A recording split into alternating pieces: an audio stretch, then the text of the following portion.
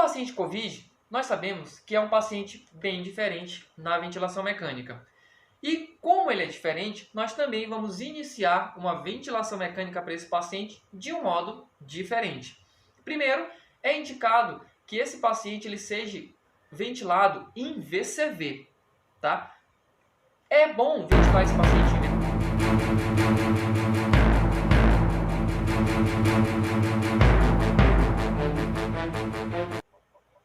Olá, seja muito bem-vindo ao canal Jornada Avança Físio. Meu nome é Diego Ferreira e hoje nós vamos falar sobre um assunto bem legal dentro da unidade de terapia intensiva. Nós vamos falar sobre os ajustes iniciais na ventilação mecânica.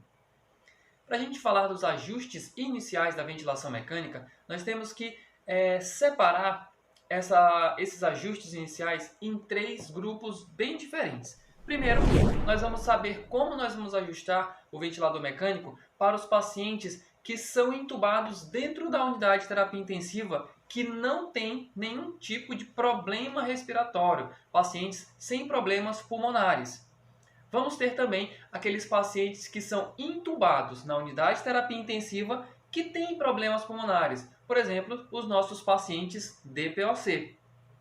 E também vamos ajustar o ventilador diferentemente para aqueles pacientes que são COVID. Então, vamos embora.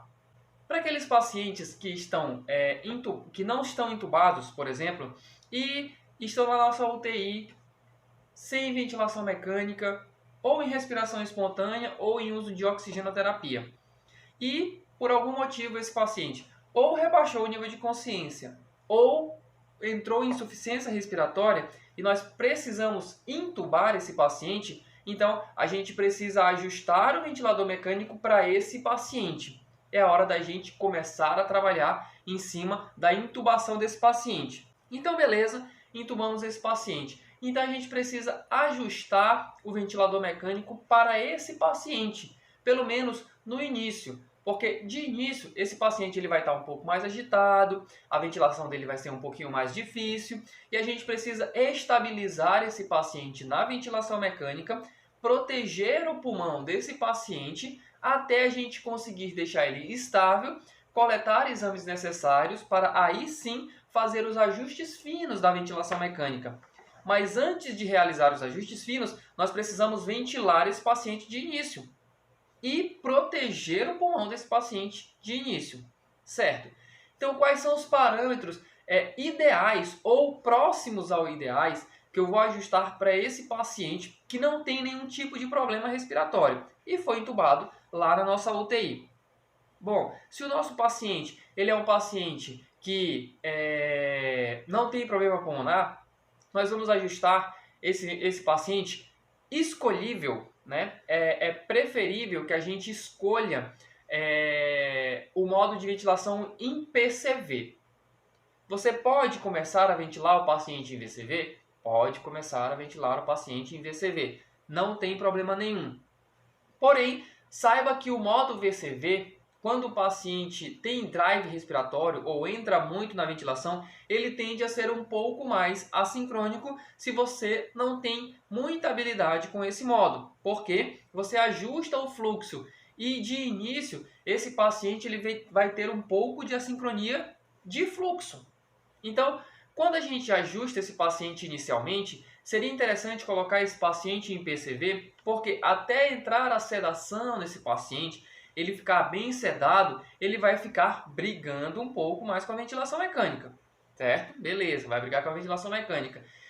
E para eu conseguir fazer com que ele brigue com a ventilação mecânica, mesmo assim eu consiga proteger o pulmão desse paciente, eu vou colocar esse paciente em PCV. Quando eu coloco esse paciente em PCV, o que eu preciso me atentar? Se eu quero proteger o pulmão do meu paciente, eu tenho que primeiro pensar em drive pressure, que é o responsável por causar lesões pulmonares no nosso paciente, certo? E se eu quero pensar em drive pressure, eu quero pensar em pressões. E como eu estou ventilando o nosso paciente a pressão, qual é a pressão que eu devo ajustar o meu paciente em PCV? Eu devo ajustar o meu paciente em PCV com um delta de pressão, ou seja, a diferença da pressão de pico para a pressão de PIP no máximo de 15. Não se indica você utilizar um delta de pressão maior que 15. Por quê?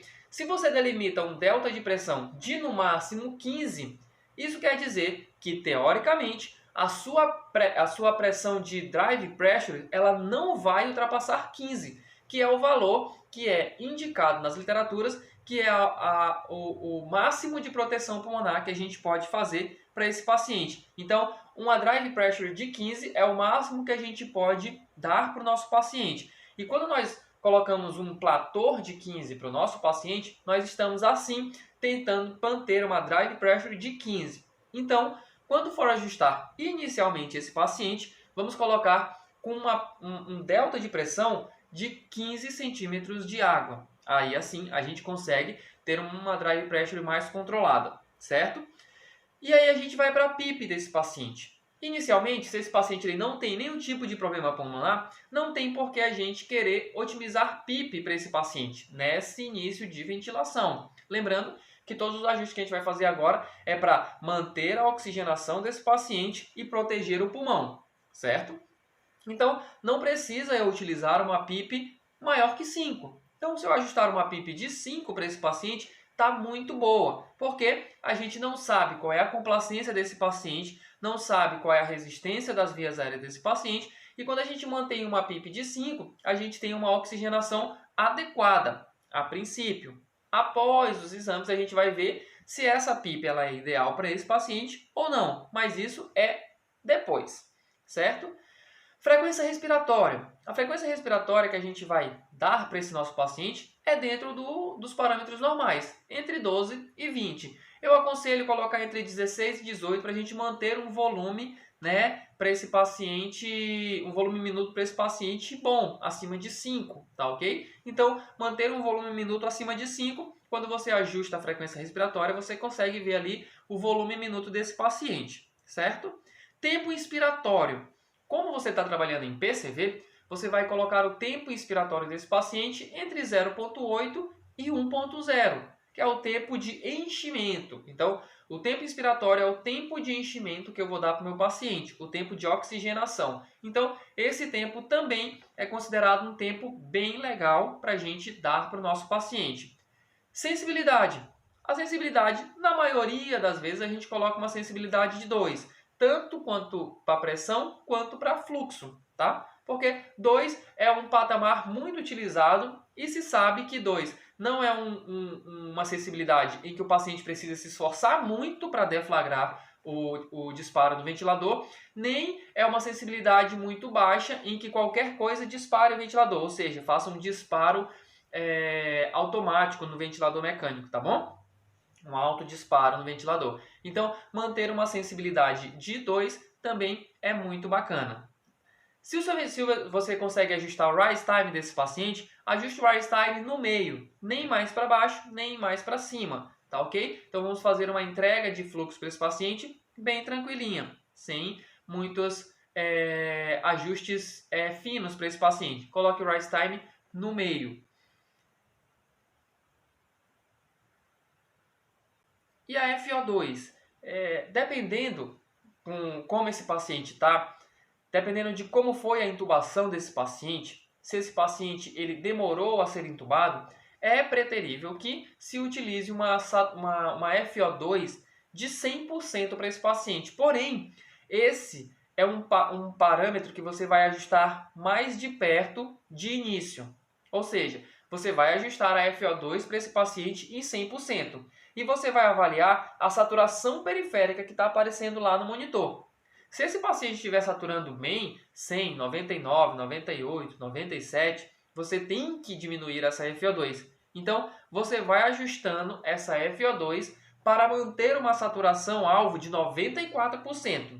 Mas pode ser entre 92 e 96. Dado esses parâmetros iniciais, ajustados os parâmetros iniciais, após meia hora, aproximadamente, vai ser coletada uma gasometria desse paciente. E a partir da gasometria desse paciente, nós vamos saber quais são os distúrbios, se existem distúrbios nesse paciente, e aí sim fazer o ajuste fino, caso seja necessário para esse paciente. Mas colocando todos esses parâmetros, se você tem o controle desses parâmetros no ventilador mecânico, você tem uma ventilação um pouco mais protetora até você saber como realmente está o pulmão desse paciente. Belezinha? Mas não, meu paciente ele vai ser entubado dentro da unidade de terapia intensiva. Porém, o meu paciente é DPOC, Diego. Quais são os parâmetros? É o mesmo parâmetro que eu vou usar? Quase todos são iguais, mas temos algumas mudanças. Por exemplo, o delta de pressão desse paciente, ele também não pode passar de 15. Porém, a pressão que nós vamos dar para o nosso paciente DPOC tende a ser uma pressão mais baixa. Por quê? Porque o pulmão do nosso paciente DPOC é mais complacente, ou seja, é mais mole. Então, com poucas unidades de pressão, eu coloco volumes correntes muito alto. Lembrando que não podemos ultrapassar um volume corrente para esse paciente com mais de 8 ml por quilo de peso predito. Tá ok? Então, vamos ajustar uma pressão que provavelmente para o paciente DPOC é mais baixa, para que a gente atinja no máximo um volume corrente para esse paciente de 8 ml de volume de peso predito. Tá ok? Se você conseguir deixar um volume corrente para esse paciente de 6 ml, maravilha. Quanto menor o volume para o corrente, quanto menor o volume corrente para o paciente DPOC, melhor. Então, tentar ajustar o volume corrente desse paciente em 6 ml. Se não é possível, vamos deixar no máximo de 8 ml, tá ok? Mas lembrando, não ultrapassar o delta de pressão de 15. Em relação ao tempo inspiratório, que também é um pouco diferente, porque nós precisamos e sabemos que o paciente DPOC ele tem um tempo exalatório maior, ou seja, ele precisa de um tempo exalatório maior. Por quê? Porque a elastância desse paciente é diminuída. Então, ele demora para tirar todo o ar do pulmão. Então, nós precisamos dar um tempo expiratório para esse paciente maior. Isso quer dizer que nós temos que dar um tempo inspiratório para esse paciente menor. Porque quanto menor o tempo inspiratório, maior o tempo expiratório para esse paciente. Então, eu posso ajustar o tempo inspiratório desse paciente em 0,6 ou entre 0,6 e 0,8, que eu vou ter um tempo expiratório para esse paciente maior. Manter uma frequência respiratória para esse paciente também um pouco menor, tá bom? Ali entre 10 e 15, que a gente tem assim um tempo expiratório também maior para esse paciente. A sensibilidade também, vamos manter uma sensibilidade também em 2, tanto para fluxo quanto para pressão. E a FO2 que eu vou entregar para esse meu paciente também tende a ser mais baixa, a não ser que esse paciente esteja com uma saturação muito baixa, ou seja, abaixo de 88. Por quê? Porque sabemos que o paciente DPOC é um paciente retentor crônico, ou seja, ele vai ter um PCO2 mais alto e uma PaO2 mais baixa. Então a gente não precisa oxigenar muito esse paciente. Tem que manter uma saturação alvo de 90 ou entre 88 e 92. Então, inicialmente, vamos começar com uma FO2 de 50% para esse paciente. Então, a partir desses 50%, nós vamos olhar a saturação periférica desse paciente lá no monitor multiparâmetro e aí ver se ele está saturando bem, nós diminuímos. Se ele está saturando mal, o mal que eu digo é abaixo de 88, nós vamos aumentar a FO2. Então essa FO2 tem que ser ajustada de acordo com a saturação periférica que está aparecendo no monitor multiparâmetro desse paciente. E lembrando, a PIP para esse paciente também vamos manter em 5 centímetros de água, que não tem necessidade para o paciente DPOC. E antes de continuar, não esqueça de deixar seu like aqui. Se você ainda não é inscrito, se inscreva no canal, assine, ative as notificações para você não perder nenhum vídeo nosso. E compartilha com quem você acha que vai se beneficiar com esse vídeo. Então vamos para o nosso paciente COVID. Como nós vamos ajustar o nosso paciente COVID na ventilação mecânica inicialmente? Então, o paciente COVID, nós sabemos que é um paciente bem diferente na ventilação mecânica. E como ele é diferente, nós também vamos iniciar uma ventilação mecânica para esse paciente de um modo diferente. Primeiro, é indicado que esse paciente ele seja ventilado em VCV, tá? É bom ventilar esse paciente em VCV porque na maioria das vezes, quando esse paciente ele é entubado, ele já é bloqueado, ou seja, é usada uma medicação para paralisar o músculo desse paciente. Então, ele não vai apresentar nenhum drive respiratório, ou seja, ele não vai brigar com a ventilação mecânica. Então, fica mais fácil ventilar esse paciente a princípio. E como fica mais fácil? Esse paciente ele não vai entrar na ventilação, ou seja, não vai ficar fazendo respirações espontâneas na ventilação mecânica. O que a gente faz? A gente passa esse paciente para VCV, porque é muito importante para pacientes COVID controlarmos o volume corrente desse paciente. Por quê? Porque o volume corrente é um dos principais responsáveis por causar lesão pulmonar. É um dos principais responsáveis por aumentar drive pressure dentro do pulmão do nosso paciente.